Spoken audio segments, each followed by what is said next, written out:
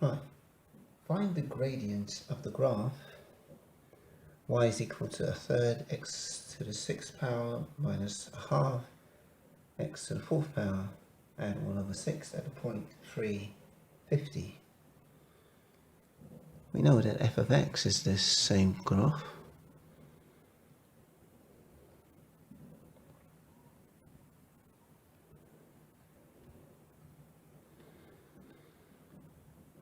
And we know our gradient, f dash x, when we differentiate this,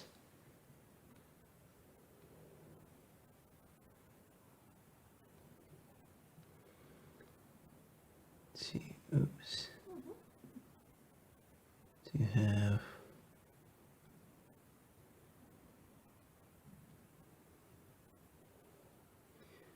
which simplifies to give us 2x to the fifth minus 2x cubed. So that's our derivative of f. Now we need to find the gradient at that point. Now the point 350 of the graph y is equal to f of x corresponds to x equal to 3.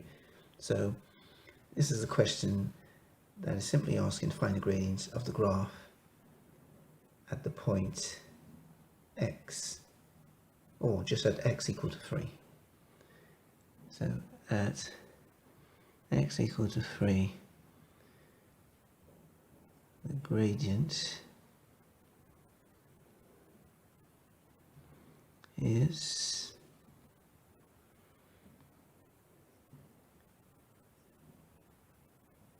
the derivative of f at 3.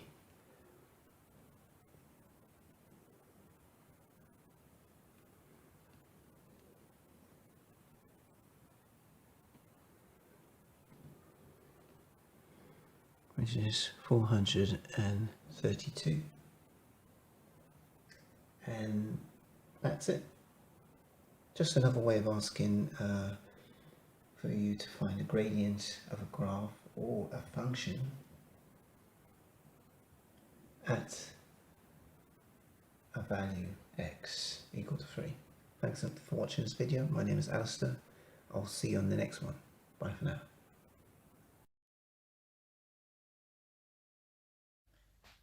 Hi. Determine the gradient and y-intercept of this equation, which represents a straight line. We'll rearrange to have 2x is equal to 7 add y, which gives us that y is equal to 2x minus 7. Now this is in a form y is equal to mx add c. So all we need to do is read off our values. The gradient m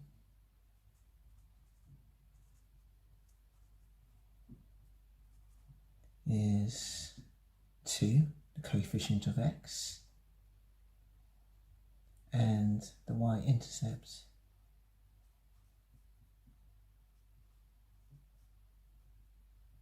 is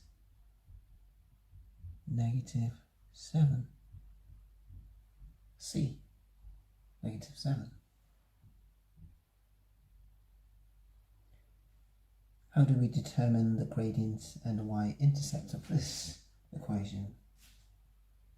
Again, we'll rearrange to find y first. So 4y is equal to 7 add 3x, giving us that y is equal to 3 over 4x add 7 over 4.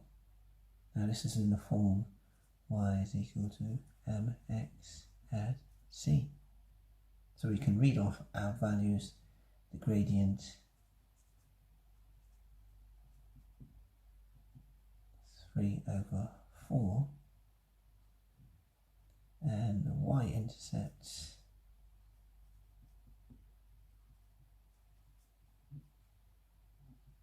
is 7 over 4. about this one? Y is equal to x add 1. This is in the form already. Y is equal to mx add c. So all we need to do is read out our values. But what's the value of m? It has to be 1 because 1 times x equals x. But in algebra, we don't write 1x. We just write x. So it's understood that the coefficient of x here is 1. So the gradient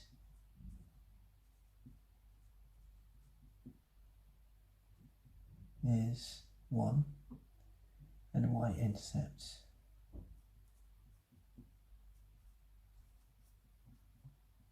is 1. Thanks for watching. I'm Alistair. Bye for now.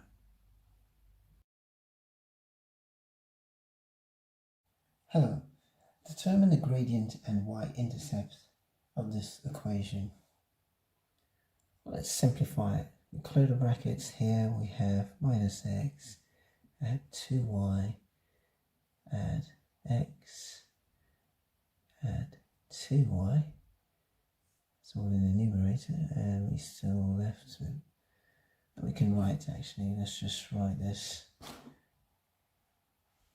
So if we cross multiply here, we have negative 2 brackets into 4 and x minus y.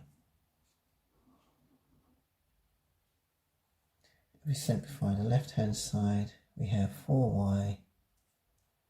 Now this is equal to, we'll clear the brackets there, minus 8 minus 2x add 2y.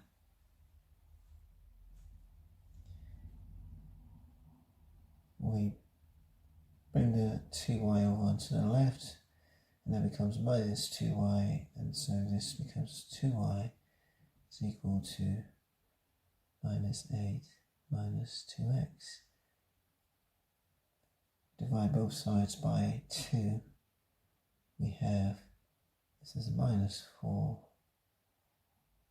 minus x. We can write this, rewrite this as minus x minus 4. We can read our gradient, the coefficient of x. So m is negative 1, that's the coefficients of x, and the y-intercept c is equal to negative 4. Thanks for watching. Bye for now.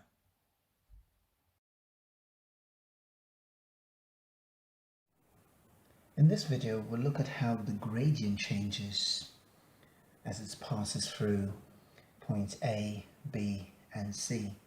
So passing through A, dy dx changes from positive to negative, which indicates that dy dx decreases as x increases. As you move from left to right, you have an increase in the x value, and this is indicating that dy dx is actually decreasing. Or we can express it as the rate of increase with respect to x of dy dx is negative.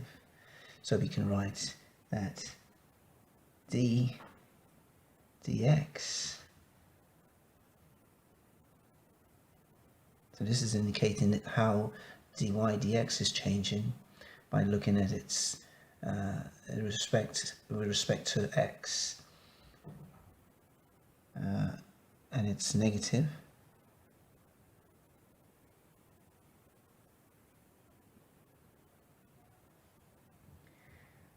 Which we can write this as d2y over dx squared. So we're saying that d2y over dx squared is negative.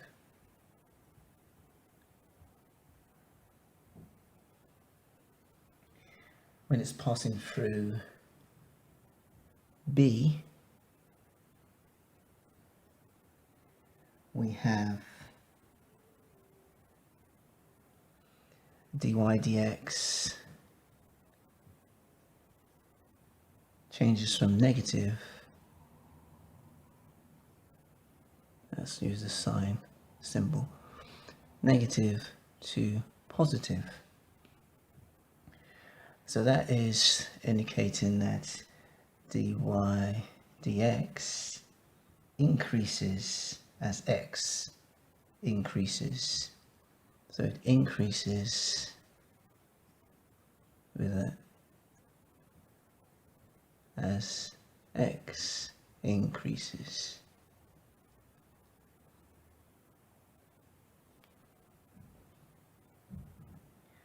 So we conclude that d2y over dx squared is positive.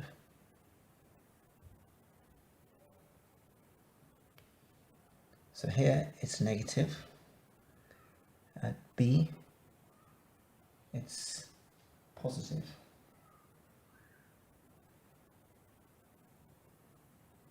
At point C, it's a lot more involved. We can say the sine of d2y over dx squared. For a maximum, it's negative.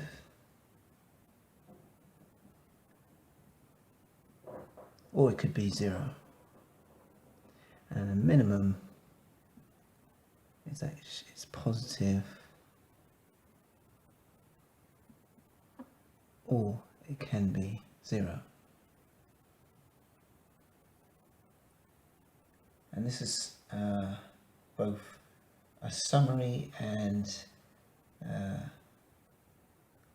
an explanation of how dy dx, the gradient, changes as it passes through A, B, and C. This is about passing through C, point of inflection. Thanks for watching this video. My name is Alistair, and I'll see you in the next one. Bye for now. Hi, in my part 1 video, I reviewed the values of y either side of a stationary value. Now we'll look and consider the behavior of the gradient at these points either side of the stationary value. So for A, we have at A1, the gradient dy dx is actually positive. So we have that. At A, the stationary value, it's 0. And at A2, it's actually negative. For B, we have the stationary, for B1, we have that the gradient is negative. Stationary value is 0. And at B2, the gradient is positive. And for C, point of inflection, we have the gradient is positive at C1.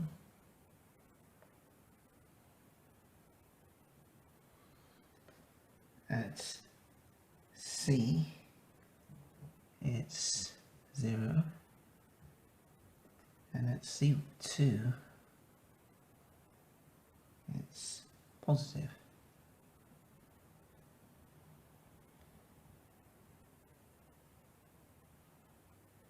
So in this video, we've just looked at the behavior. In other words, the sign of the gradient dy dx as it passes through a stationary value. So from A1 through A to A2, and similarly for B and C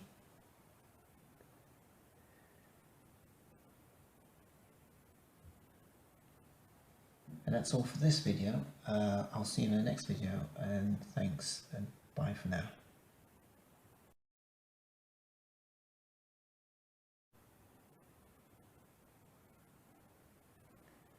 Now that we have our 2 points, -1, 0 and a half 0, where the 2 tangents cut the x-axis, we can go ahead now and find the gradient. But how do we do that? Well, what we're told is that the curve cuts the x-axis at these points. So we know the y coordinate is 0 in both cases. And also the tangents. Now the tangents to a curve, if we want to find a gradient, it is at a particular point.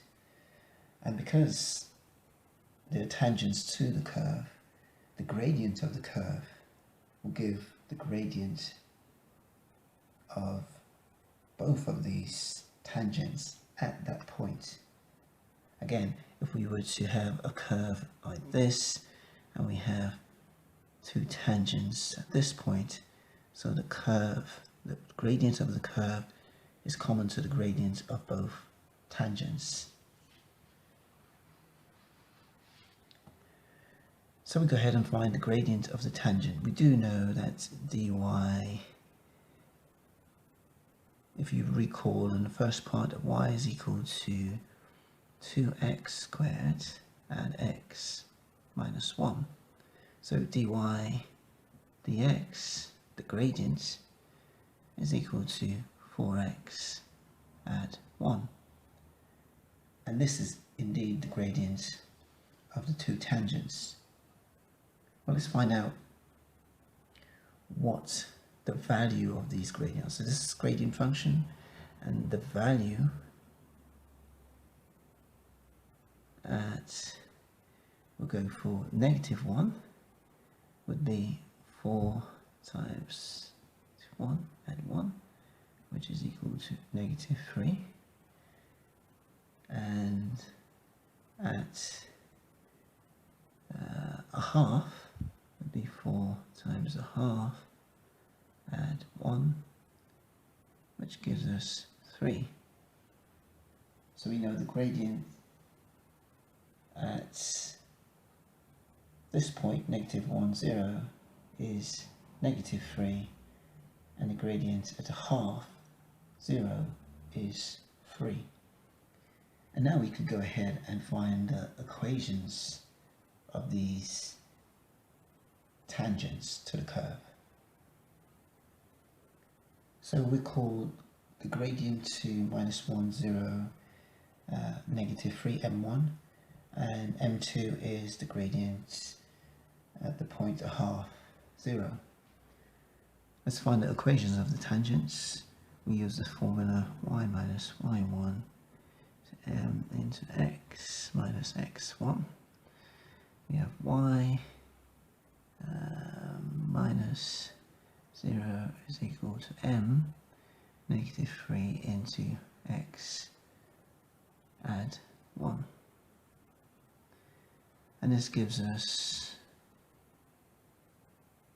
y is equal to -3x minus 3. And using m2,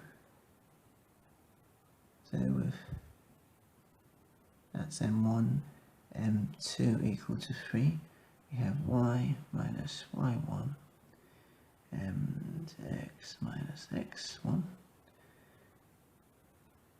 which gives us y minus 0 is equal to 3 into x minus a half, and this gives us y is equal to 3x minus 3 over 2.